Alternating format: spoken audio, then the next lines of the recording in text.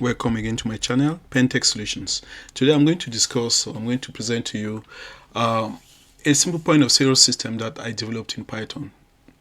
It's a graphical user interface, which basically works offline, so it's very good for businesses that are located in areas where there is no or limited internet connection.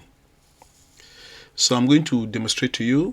What you see on the screen is a point of sale that is already I've already logged in and open and launched the application. After doing this presentation, I'm going to log out and log in again as a different user, and then you see the same interface. Okay, but I'm going to walk through every step of the application, how a user can have this application in his or her business and run transactions with customers who come in and buy items or products from the store. So the first thing we will look at here, we have three interfaces. So we have a product table, and then you have a shopping cart, and then you also have an item details section, and then you have a keypad where you can key in the quantity of items that you want to sell or to the customer. And you also have some buttons here under quick actions where you have view reports, manage inventory, backup data, export to Excel, settings, audit trail, manage users, logout. And then if you come to the left side, you have complete sale and then clear cart, and then you also see the product, the cost of the product that you want to sell to the customer. So I'm going to walk through each section of the application. So if we start on the left side, which is the product table, so here we have a search bar, so we can search an item on the product table by the item name or by the code. So each item has a code, a unique code, right? And this application is powered by an SQLite database. So when you launch it, a database gets created automatically. So you can enter as much products into the application.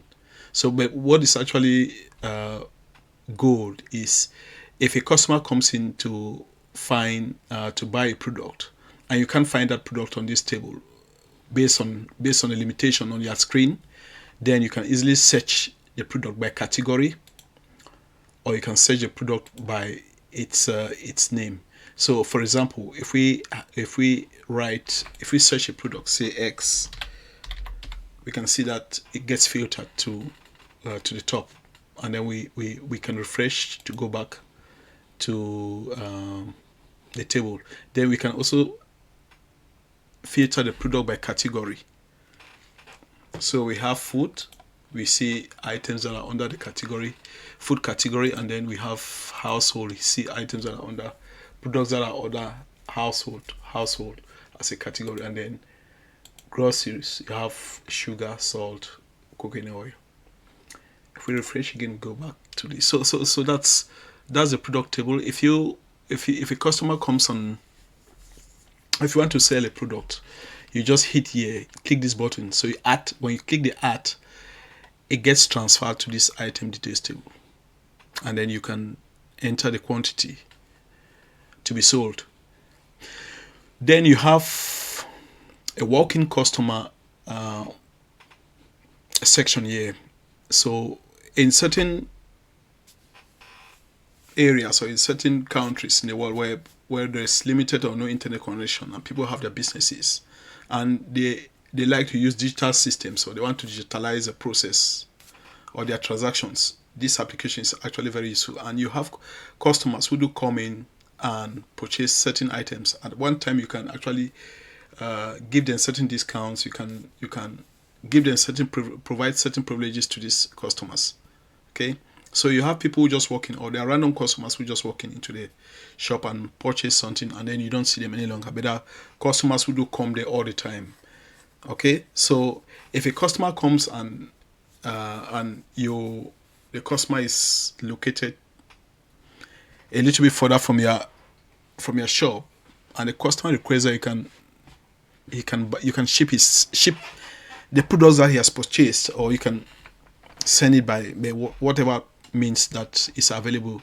Then you can easily do that by entering the customer details in the customer information table. When you have the customer, you can ask for the customer's name, phone number, email, and then the customer billing address and shipping address.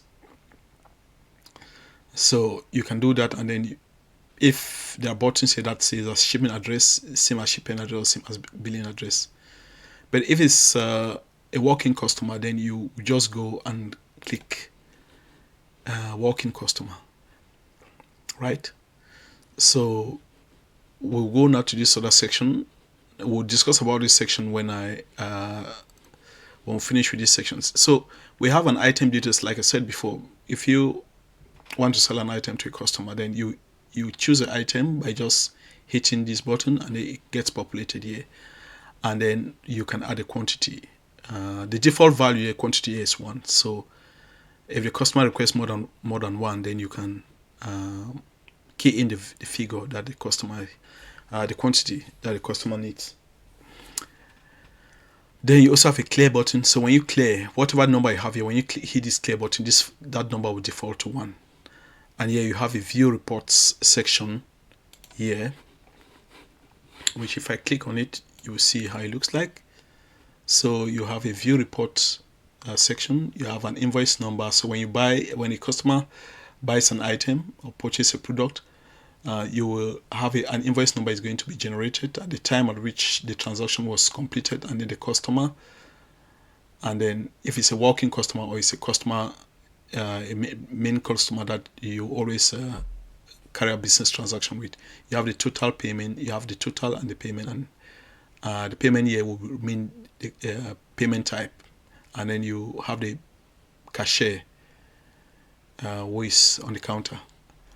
Okay, so and then you can also export the data to a spreadsheet on your computer. Okay, so that's that about sales report. So all the sales details will populate in this table. Manage inventory. Again, this is a manage inventory table. So I am an administrator, so I have certain privileges to change or edit and delete stock from this table. We have a search bar here where we can search an item by code or by name. If we search by code, let's say 1003, and we click search, that's the item. We have a refresh button. We go back to the original table. We can add an item. If we want to add an item, there is an automated item code that gets generated, and you enter the item name, enter the category, and then you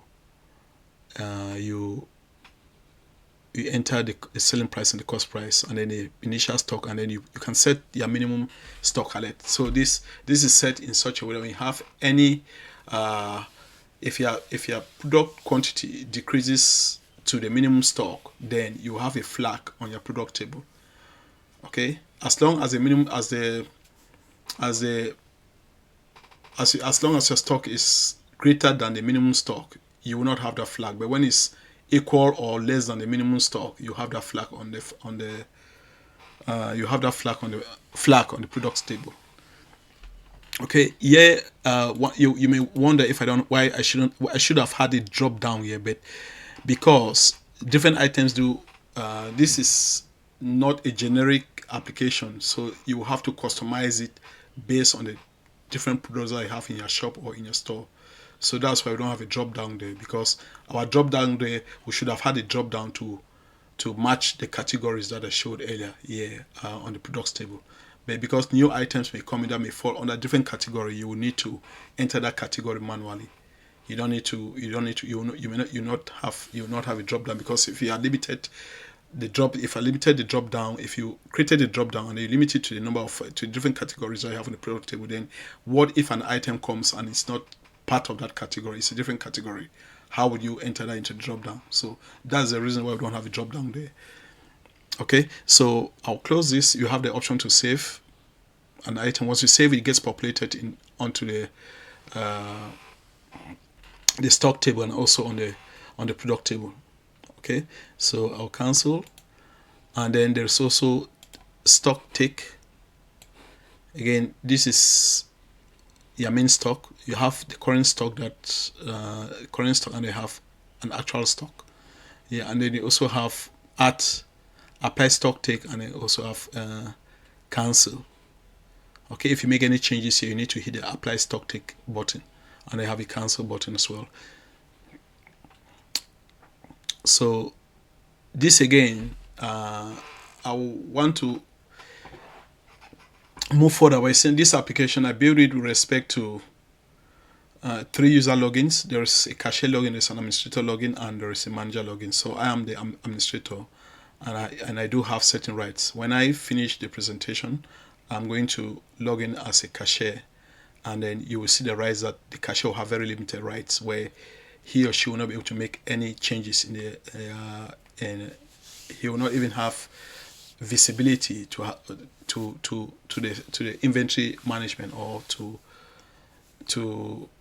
view reports or audit trails, or manage users or backup data. Okay, so I'll cancel this. Then we also have an export. Again, you can export your inventory management data to an external spreadsheet. Okay, you have a delete button. You can delete an item. It will prompt you if you want to delete warning, are you about to delete Gary? So the current stock is 1,000. The action will be locked in the audit tray. It gives you that visibility on what actions you carry out in the application. It gets reflected, or it gets saved in the audit trail, which again I'm going to show you in the next steps. So I'll close this one. There's a backup data. Yeah, you want to back up your data somewhere on your computer. You have an export Excel sheet where you can choose what reports you want to export. You have sales report, you have an inventory report. If you want to export it and save it somewhere in your computer. Then you also have the settings. Now the settings here is makes this application very unique, because if you live, let's say in West Africa, where they use maybe the franc CFA or something else, or West or Central Africa, where they use the franc CFA, you have the opportunity of customizing the application with respect to the currency of your region or the country where you find yourself. The default currency that we have here is the United States dollar. So you have the option here. There's a drop down here that gives you different currencies. So you have up to Great British Pound, Euro, the franc CFA, Central African franc as well. The franc CFA, I think this one is mostly used in Central Africa, central part of Africa. And you also have West African franc, which is West African countries. They have the Nigerian naira, which we all know, and they have the Kenya shilling, Tanzanian shilling, Ugandan shilling, South African rand, Ghanaian cedis, Egyptian pound, Moroccan dirham, and the rest. So you have the option of choosing any currency that you wish. But the standard for now is the US dollar. Okay, so, and then you also have a tax rate. So if you want to set the tax rate for your products when sold to customers, you have that option as well. All you do is to click this or click this, and keeps increasing the tax or reducing it by clicking by clicking this button, the up and down buttons. Then you can save your settings here. Okay, and then the next one is an audit trail. So the audit trail log, well, we saw a message where if we want to delete something from our stock table, it will prompt you and won't give you one message that this is going to be locked into the audit trail. So we know what action has been taking place. And in terms of audit, if an auditor comes to audit your business, then you know he or she may be able to question certain transactions. It's from this audit table that he'll be able to have the access to every transaction that has been carried out with respect to the application. They also have an export audit tray log where you can export your data to, again, to a spreadsheet to your computer. You have a filter, apply filters, and there's a refresh. So if you look at it, we've carried out an admin has logged in into the system at this particular day and at this time. So, and you have the option of looking at different logins actions within the application within a certain period. So from this period to this period. Okay, so this one runs maybe a month from the 14th of May to the 13th of June. You can also search by entering the username and they click filters. You have also a drop down here where you can filter based on any text selected from the drop down. Okay, and then you have a clear filters. If you select something that gets filtered, you can clear the filter by just hitting this button. And I'll close this. And I have a manage user section.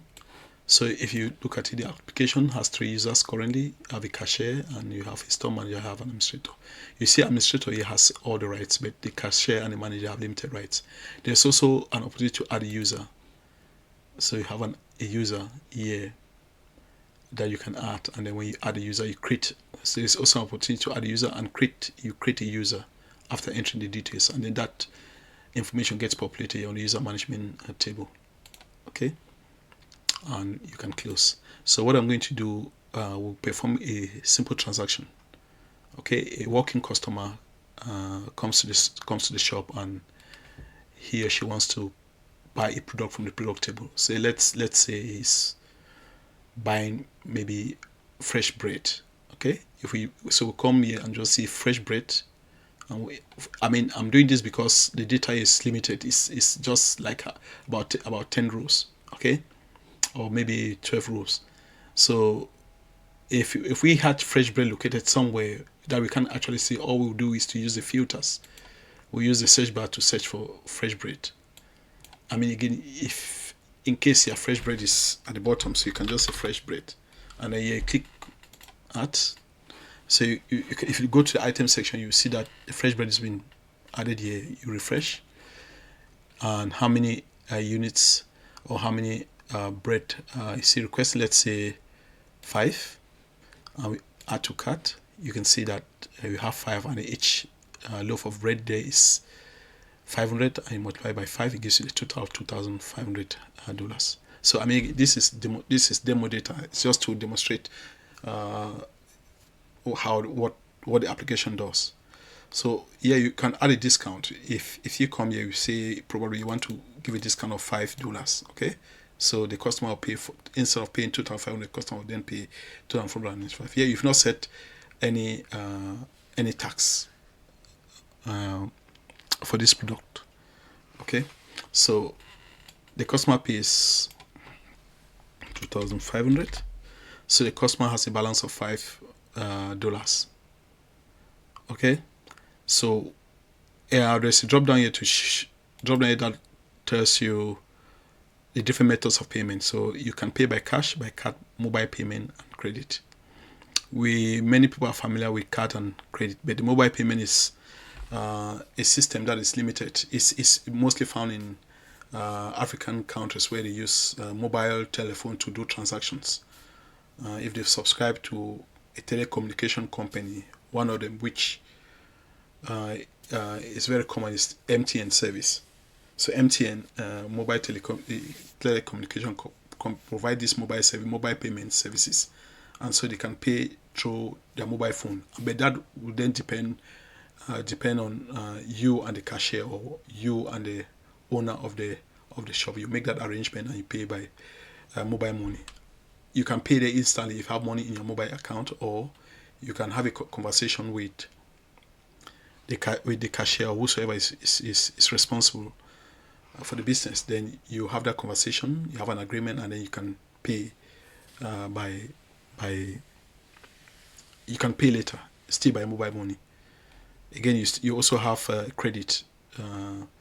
Credit here will mean paying, taking some people usually in some parts of the world, people come to shops and they take credit and they pay later. Again, you can pay. You can walk in and pay by cash whenever you can, depending on the arrangements that you had with the shop owner, or you can pay again by mobile money by just doing that transaction, that transfer from your mobile money account to the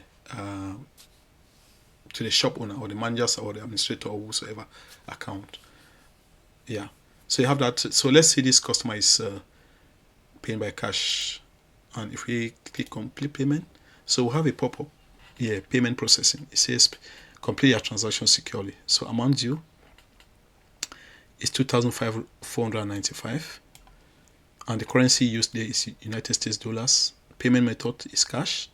Amount paid is 2,500. That's the amount that is paid by the customer. Okay. And balance change is $5. You can also see change due $5, and then we can see a summary of it. Cash paid, balance $5, and then you can confirm pay. Once you confirm pay, it will give you again a different message, a new pop-up.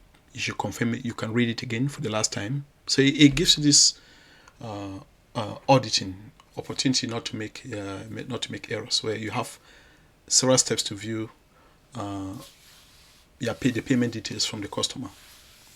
And then when you confirm payment, you have an invoice gets created. So invoice 001, you can see the transaction here, fresh bread, quantity 5, and unit price is $500. And the total there is 2,495, and the customer, they say discount of $5, and the customer paid 2,500. And you have it, the customer has a balance of $5. Thank you for shopping with us. It's a computer generated invoice, and so you don't need any signature. You also have a receipt, which again gives almost the same information as the invoice. You have all the transaction receipt number created by the system administrator. So this is the one who has logged into the application, and this is the date that the transaction was completed. So there's a lot of transparency provided here in the application. Okay, so you have the option of printing the receipt or save the receipt somewhere in your computer. Again, for future auditing. Yeah, if you have auditors who come to audit the business, then you will he will be able to track all these receipts or based on their numbers and the different transactions that were carried out. Let's close this, and we have the last message that comes up: sale completed successfully, invoice 001 generated, and this is what actually happens. So let's go to, if we go to our reports, we can see that transaction. You can see a summary of it here at the bottom. Okay, and you can export this data to Excel.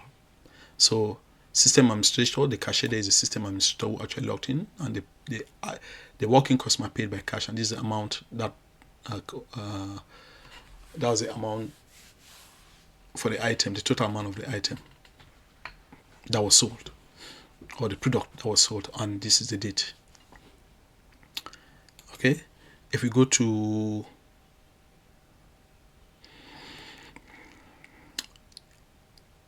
so we had bread. After we sold, we had 40 units. We see that it's decreased to 35. So we sold 5, and it decreased to 35. If we go to our inventory, manage inventory, we can see that bread, if we look at fresh bread, so we see that the quantity has decreased to, the stock has decreased to 35. Okay, and if you go to stock take, you can see that it's also reflected here, decreased to 35. So every transaction that gets carried out in the application is reflected in the audit, in the stock or the inventory management system itself within the application. So you have a consolidation of different tables within the application, which makes it very, very unique.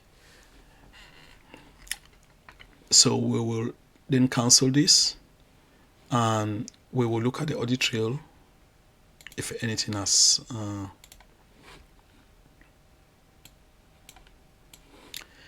we can see this, the audit trail. You see that new transaction that we did, invoice 001 generated. Again, it's reflected again in the audit trail. It's a create sale. We've made some sales, and then the action that we took was we made some sales, and there is a create sale row that's been created, and also the time that the transaction took place. There's a timestamp here to tell you the time and the date and time that the transaction actually took place.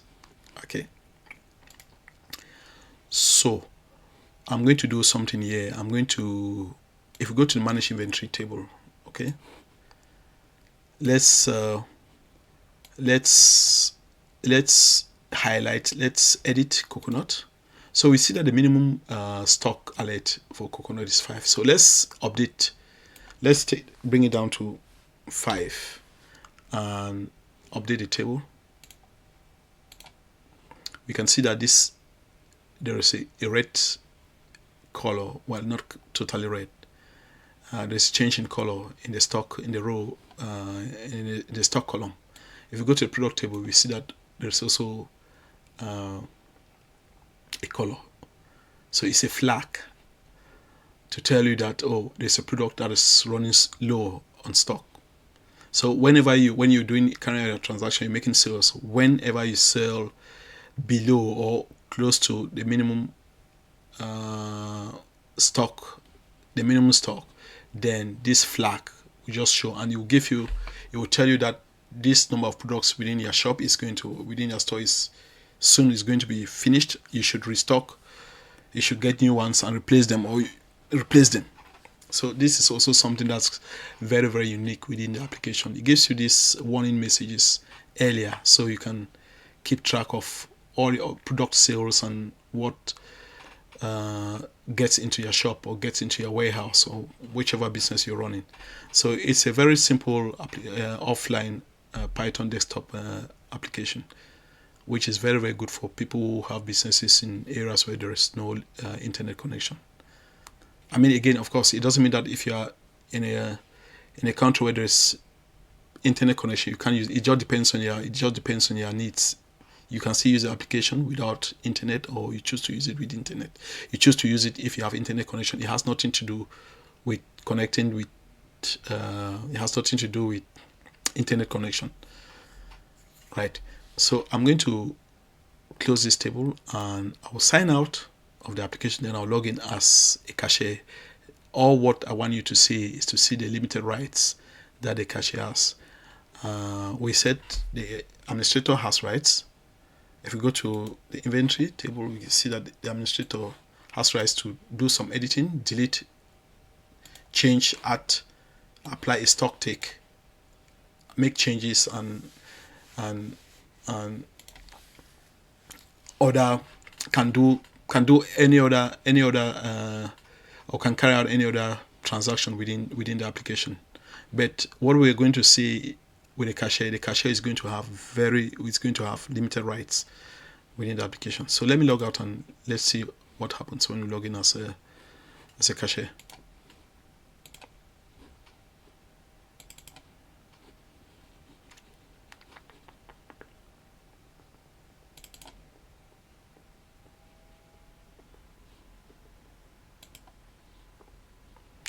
So I'm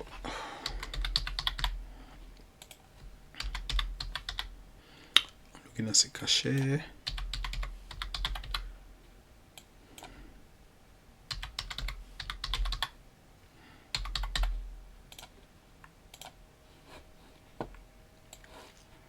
Now I have logged in as a cashier, so you can see the cashier has just those quick actions, all those buttons like manage inventory management, backup data, audit trails, everything has disappeared. So the cashier cannot make any changes in the application. The cashier can only sell items in the application. So what the cashier can do, for example, if we start by changing the currency. So if the cashier comes and say, okay, I don't want to use, probably I'm in a different location, or the application is used in a country where they use a different currency. So if we change to Kenya shilling, click settings, and then we set a tax of 1%. So we can see that everything here is changed to reflects the product table now gets populated with Kenya, the currency in Kenya. And then we can add a product, let's say detergent. So again, it gets transferred to the item details table. What's the quantity? Total stock is 60 units. So what quantity is the customer looking for? In this case, we're looking at the walk-in customer. The default customer is a walk-in customer. So if we say 2 and we add cart, so each is a quantity is 850 Kenya shillings. So 2 of it 1,700. So there's also a tax of 1%, and there is no discount. So the customer is going to, instead of paying 1,700, which is the total, the customer pay tax of 1%, which is going to be 1,717. So if the customer pays, gives an amount of, let's say, 1,800,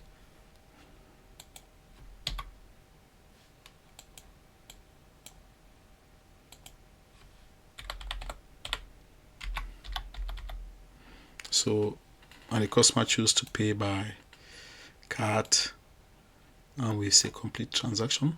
So we see 1,700, that's the total amount due, and the customer is paying by card. We choose card, and the customer pays 1,000. To make sure that the money, the amount paid by the customer should be the same amount in the payment processing form.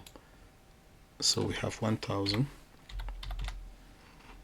and there is a change of 83 Kenya shillings. Again, you can still read it here in the summary.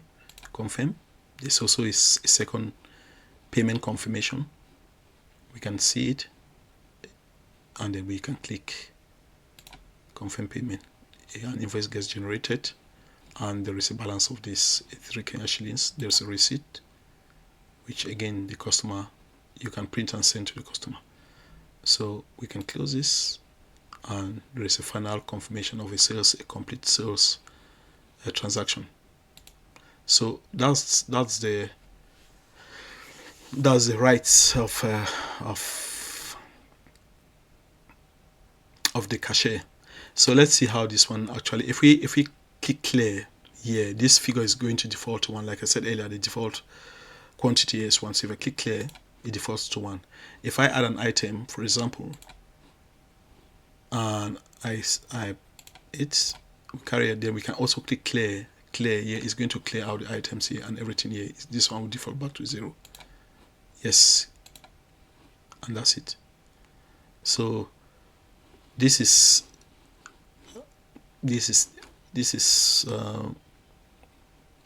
what the application does. I'm going to sign in as a manager, and I will also see the rights of the manager as well. So I'm going to log out again and sign in as the manager. Yes, and I go back.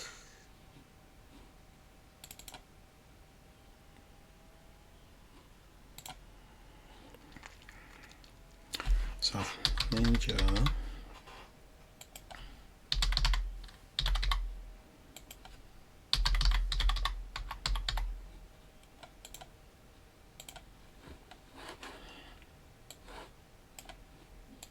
So again, the manager logs in. The manager has the right to change the settings. He has certain rights, almost like the administrator, but as administrator has all the rights in the application. So the manager can come and change. You see the company address and everything, and email, and then the current currency, that is default currency for the application, for the point of sale system. He can come and say, okay, I want to change to euro, and I don't have taxes. There's no tax rate, so it defaults to 0. Brings this one to 0, and then he saves his settings, and this goes to euros. The manager can do a transaction.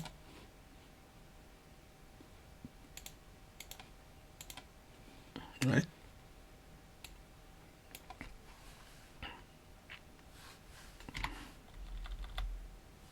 $10,000.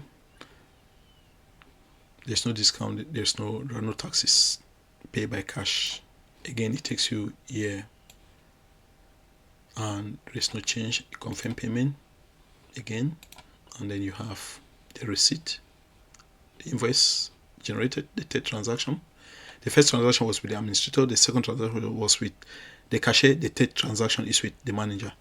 Okay, so again, you choose to print or save the receipt on your computer. So we can close this transaction completed. We can look at our view reports. We can see that that these are the 3 transactions, and then the most recent one is the last transaction, and then you can see the time, and then you can see the login, the people who log into the application, the store manager, the cashier, and the system administrator.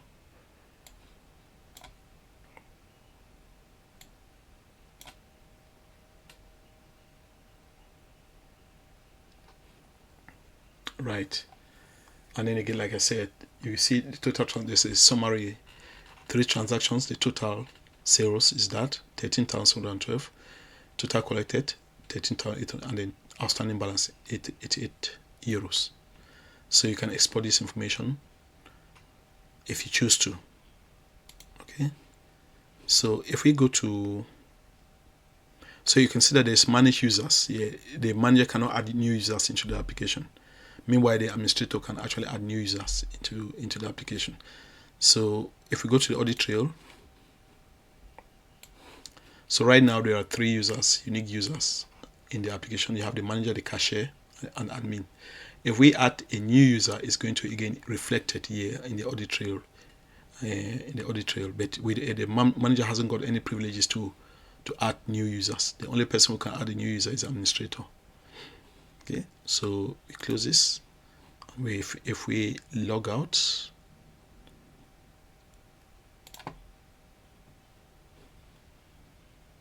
yes, and let's log in again and try and add a new user into the application.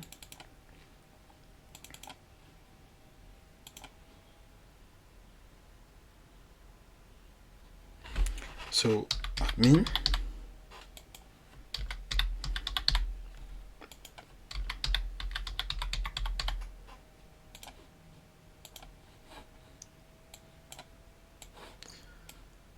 so you're an administrator. I've logged in as an administrator. You can see it here, administrator, system administrator logged in.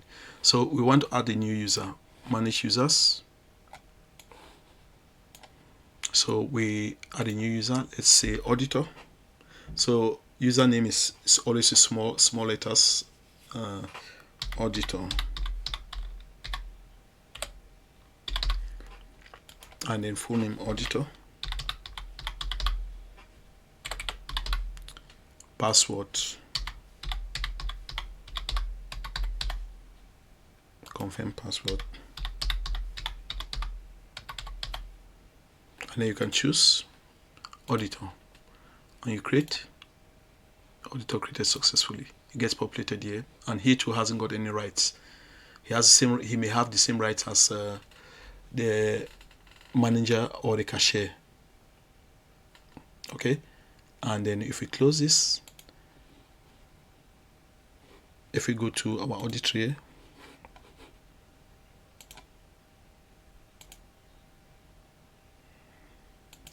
so the only time, if we go to our audit trail, the only time you will see, we still have 3 users here: the manager, the cashier, and admin. So when we create a new user, it doesn't get reflected, it doesn't get copied into the audit trail. That's because that user has not logged into the application. Okay, so we're going to log out from the application, and then we'll log in again as an auditor, and then you can check the audit trail to see if that auditor is reflected under the user column. It's been copied. Information is now appears under the user column of the application. So let's close and let's log out. And if we go back again and open,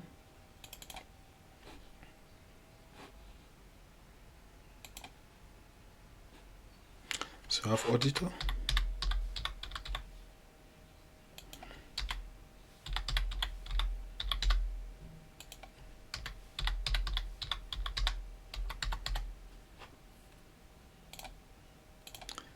success. So if you go here, you see that Pentec Retail Shop, point of sale auditor. Okay, so if you go now to the audit trail. We can look at our audit trail. We have now 4 users. So if you look at it, there's an auditor. So it's only when you add a new user, when a new user logs in, then that new user's information gets copied into the audit trail. So the audit trail gives you a summary of all the different transactions that has taken place within the application. Okay, so I will stop here, and this will be the end of my presentation. If you have any questions, please drop in the comments below. If you want such an application to be customized with respect to your business needs, please also send me an email, pentech26@gmail.com. The email is at the bottom of this video. And if you're happy with what I've done, please subscribe. If you also have concerns, you can drop comments, and then I'll read it and make corrections or improve the application. If you need a code, also send me an email. If you want to use it to customize it or take it further to something else, just send me an email. Thank you very much. And again, please subscribe if you wish to see further innovative solutions.